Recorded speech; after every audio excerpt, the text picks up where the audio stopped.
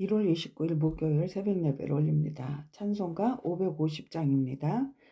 내가 새벽 날개를 치며 바다 끝에 가서 거할지라도 거기서도 주의 손이 나를 인도하시며 주의 오른손이 나를 붙드시리이다. 아멘. 아멘. 시온의 영광이 빛나는 아침 어둡던 이 땅이 밝아오네.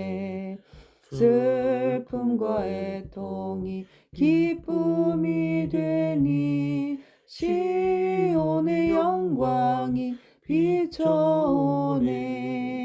시온의 영광이 빛나는 아침 매였던 종들이 돌아오네. 오래전 선지자 꿈꾸던 복을 만민이 다 같이 누리겠네. 보아라 광야에 팥조가 피고 말랐던 시냇물을 넣어오네. 이 산과 저 산이 마주쳐 올려 주 예수 은총을 찬송하네. 땅들아 바다야 많은 섬들아 찬양을 주님께 드리어라. 싸움과 죄악이 가득한 땅에 찬송이 하늘에 사무치니. 아멘. 아멘. 오늘은 다니엘 2장입니다. 다니엘 2장. 다니엘 2장. 느부갓네살 왕이 꿈을 꾸지요. 꿈을 꾸는데 1231페이지. 예. 꿈을 꿉니다. 그런데 이 갈대아의 술사들에게 그 꿈을 알려주지 않고 해석을 하라고 합니다. 그러니까 이 사람들은 깜깜한 거예요. 어떻게 꿈을 일단 들으면 우린 대충 꿈을 들으면 대충 알지 않습니까? 그런데 이 느부갓네살 왕이 바벨론의 이 왕이 거대한 왕이 꿈을 꾸고서는 그 꿈을 본인도 내가 볼 때는 잊어버리지 않았을까라는 생각이 드는데 그러한 그 지혜자들을 불러 모아놓고 내가 꿈을 꿨으니 내 꿈을 해석해달라. 그러면 그 사람들이 뭐라고 합니까? 아니 왕이요 꿈을 꾼 거를 말씀해 주십시오. 그런데 그거를 말하지 않고 그 너희들은 그러한 지혜자니까 내 꿈을 해석해달라는 거예요. 그리고 나서 해석을 못하면은 너희들의 몸을 쪼갠다 이런 엄청난 말을 하는 거죠. 근데 이제 해석을 못하니까 사람이 죽습니다. 죽이라고 명령합니다. 그리고 나서 이제 다니엘 17절부터 오늘 이제 말씀을 저는 보겠습니다. 오늘 본문은 바벨론 왕 정말 느부갓네살의 그 꿈 이야기입니다. 이제 나라의 왕이 된 지가 딱 2년이 됐어요. 그러니까 얼마나 잘 다스리기를 위해서 이 긴장을 했을 겁니다. 어, 그런데 이제 한 꿈을 꿨는데 너무 꿈이 이게 보통 꿈이 아닌 겁니다. 막 머리가 막 복잡하고 번뇌하게 되고 이게 잠을 못 잤어요. 근데 이게 하루 잠을 못 잤다고 해서 이렇게 하지는 않았을 것 같고 하여튼 밤에 잠을 잘 때 굉장히 번뇌하는 그러한 장면입니다. 자, 왕은 꿈을 꾸었지만 내용을 잊었고 바벨론의 술객과 박사와 점술가들은 아무도 답을 내놓지 못합니다. 이제 인간의 지혜가 막힌 겁니다. 인간의 지식과 권력은 미래를 알 수 없습니다. 이 장면은 분명히 어, 위기의 순간 사람의 지혜가 멈추는 그러한 장면을 우리에게 보여줍니다. 우리가 의지했던 경험도 인맥도 실력도 막다른 골목에서 아무 힘이 없습니다. 그런데 이제 다니엘에게 이제 이 문제가 떨어졌습니다. 그런데 다니엘은요 혼자 싸우지 않습니다. 다니엘은 왕 앞에서 시간을 벌고 집으로 돌아와 가장 먼저 한 일이 무엇이냐 17절 보겠습니다. 17절. 이에 다니엘이 자기 집으로 돌아가서 그 친구 하나냐와 미사엘과 아사랴에게 그 일을 알리고 그 일을 같이 나눴습니다. 어, 집으로 돌아가서 그 벗들에게 이 일을 알리고 다니엘은 혼자 기도하지 않았습니다. 혼자 버티지 않았습니다. 친구들에게 상황을 나누고 함께 무릎을 꿇었습니다. 어, 제가 이제 그 목사 이게 이니까도 그렇겠지만 성도들이 간혹 기도의 제목을 올립니다. 함께 기도해 주길 원하시는 분이 있고 저에게 저만 알고 기도해 달라고 하시는 분들도 있고 그렇습니다. 이렇게 다니엘처럼 그렇게 막막한 일을 좀 누구에게도 알리고 싶지 않은 그러한 일들을 혼자 끙끙 앓다가 쓰러지지 마시고 그래도 저에게는 이렇게 혼자만 아세요 할 때는 제가 우리 전 남편에게도 말하지 않고 저 혼자 기도를 합니다. 어, 제가 한 주간의 기도에 이렇게 보면은 그 옆에 그 한 주간에 기도해야 될 내용들을 빼곡히 적어 놓고 기도하고 있습니다. 여러분들의 기도 제목들이 있으면 혼자 고통받지 마시고 올려주시면 제가 그 누구에게도 말하지 아니하고 하나님 앞에만 올려드리며 기도를 올려드립니다. 그러니까 어려운 일이 있으시면 그러한 문제들을 말씀해 주시면 함께 기도하겠습니다. 자, 18절을 또 보겠습니다. 18절에 하늘에 계신 하나님이 이 은밀한 일에 대하여 불쌍히 여기사 다니엘과 친구들이 바벨론의 다른 제자들과 함께 죽임을 당하지 않게 하시기를 그들로 하여금 구하게 하니라. 하늘에 계신 하나님께 이 은밀한 일에 대하여 긍휼을 구하게 하니라. 이것이 중보기도입니다. 중보기도. 자기 문제만 붙들고 기도한 것이 아니라 함께 살기 위해 함께 살려달라고 기도한 것입니다. 기도는요, 개인의 능력이 아니라 공동체의 기도에서 오는 경우가 많습니다. 기도의 결과가 뭐냐? 19절에 보겠습니다. 19절 이 은밀한 것이 밤의 환상으로 다니엘에게 나타나 보이심에 다니엘이 하늘에 계신 하나님을 찬송하니라. 은밀한 것이 밤의 환상으로 다니엘에게 나타나 보이십니다. 하나님께서 꿈과 해석을 보여주신 것입니다.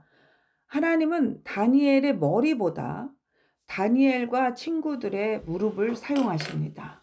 이렇게 하나님 앞에 기도함으로 인해서 이 문제가 해결된 것뿐만 아니라 다니엘의 그 바벨론에서의 영향력이 고레스 왕까지, 그래서 이 사람의 다니엘의 영향력으로 인해서 이 고레스가 고레스 왕 때 이스라엘을 해방시켜 주거든요.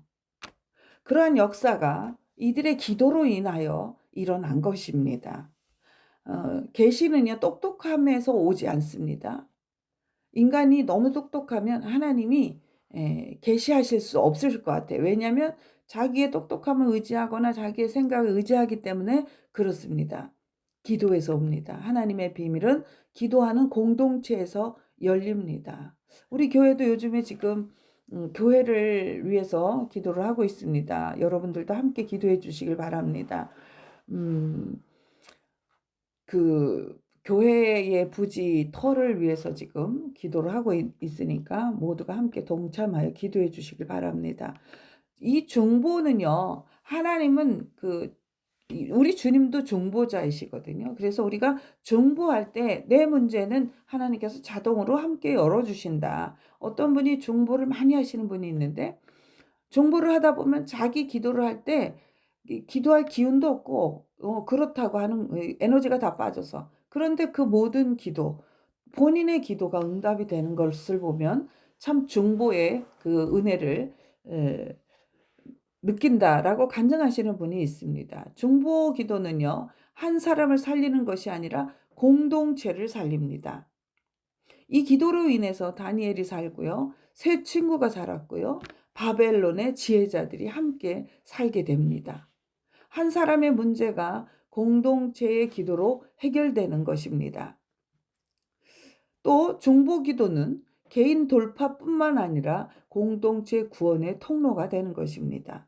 오늘 우리 교회에 주시는 메시지는 우리 오늘 각자의 자리에서 힘겨운 문제를 안고 살아갈 때 우리가 가정의 문제가 있고요. 자녀의 문제가 있고 건강의 문제가 있습니다. 또 경제의 문제가 있습니다. 앞이 보이지 않는 현실이 있습니다. 혼자 고민하면 무너집니다. 혼자 버티면 지칩니다. 그러나 다니엘처럼 문제를 나누고 함께 기도하면 하늘이 움직입니다. 우리 교회가 함께 기도할 때 놀라운 일이 일어날 줄 믿습니다. 아멘. 기도가 쌓이면 하나님의 응답이 열릴 줄 믿습니다. 결론입니다. 다니엘 2장의 승부처는 중보 기도였습니다. 바벨론의 지혜가 막힌 자리에서 하늘의 지혜가 열리고 사람의 능력이 끝난 자리에서 하나님의 역사가 시작되었습니다. 오늘도 하나님은 기도하는 교회를 찾으십니다. 아멘. 사랑하는 성도 여러분, 혼자가 여러분은 아닙니다. 중보로 두려움이 아닌 믿음으로 나아갈 때 우리 교회 가운데도 반드시 하나님의 해답이 임할 줄 믿습니다. 아멘. 기도하겠습니다. 하늘에 계신 하나님 아버지, 오늘도 우리의 지혜가 막히는 자리에서 하늘의 지혜를 구하게 하시니 감사합니다. 바벨론의 모든 지식이 멈추었을 때 다니엘이 친구들과 함께 무릎을 꿇었던 것처럼 우리도 혼자가 아니라 함께 기도하게 하옵소서. 주님, 우리는 종종 혼자 고민하고 혼자 버티며 혼자 해결하려다가 지쳐서 넘어집니다. 그러나 오늘 말씀 앞에서 고백합니다. 해답은 사람에게 있지 않고